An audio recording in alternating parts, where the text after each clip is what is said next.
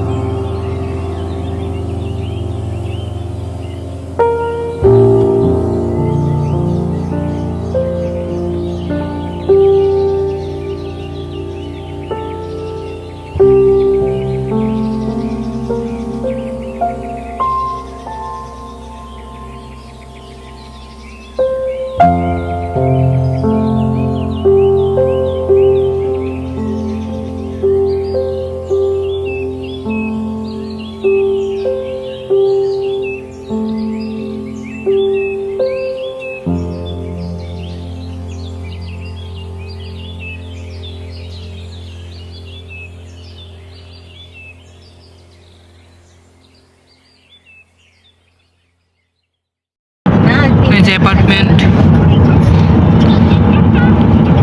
এখানে 2 তলা বাড়ি আর অ্যাপার্টমেন্ট সবই আছে থাকার জন্য। আমি হাইওয়ে থেকে নিচে নেই, বুঝছো?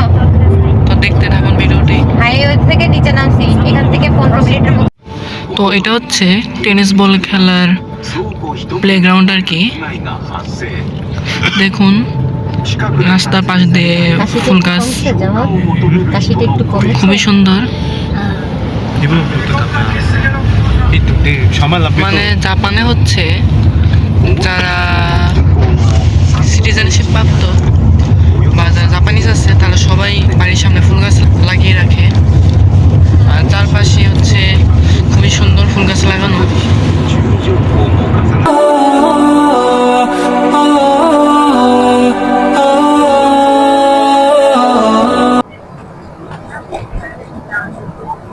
তো দেখুন জায়গাটা আসলে খুবই সুন্দর, যেদিক দিয়ে যাই সেদিক দিয়ে শুধু ফুল গাছ আর হচ্ছে খালের মতো প্লেস আর কি। দেখুন কত বড় বড় অ্যাপার্টমেন্ট, মেবি এখানে অ্যাপার্টমেন্ট গুলো বড় বড় যেগুলো হচ্ছে 10 তলা 11 তলা সেগুলো হয়তো বা ইট দিয়ে তৈরি হয়, সিমেন্ট দিয়ে তৈরি হয়, বাট 2 তলা যে ঘরগুলো আছে সেগুলো কাঠ দিয়ে তৈরি হয় মেবি।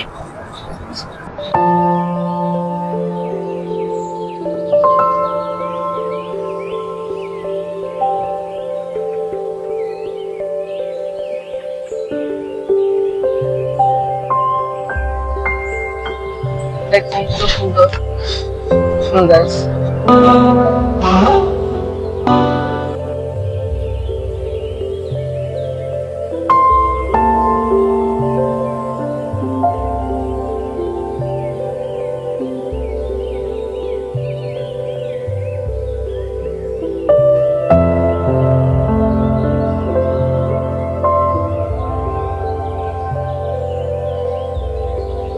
তো আমরা যাচ্ছি দাওয়াত খেতে।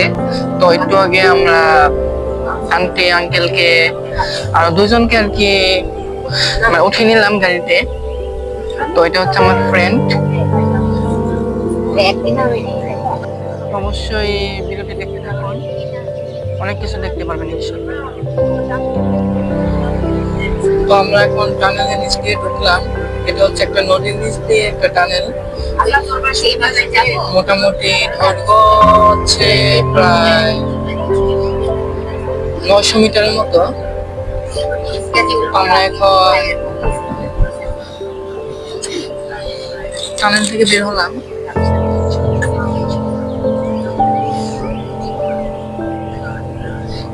তো দেখেন এটা হচ্ছে শিনকানসেন, মানে হচ্ছে জাপানের বুলেট ট্রেন, যার স্পিড হচ্ছে পার হাওয়ার 500 কিলোমিটার পার হাওয়ার। তো দেখুন আমাদের স্বপ্ন পূরণ হয়েছে, আমরা শিনকানসেন দেখলাম একদম নিজ চোখে।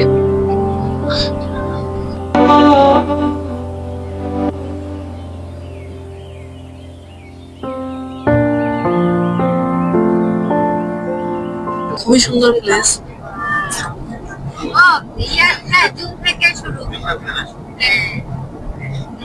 এটার ওই পাশে হচ্ছে মেবি শিনকানসেনের গ্যারেজ আর কি।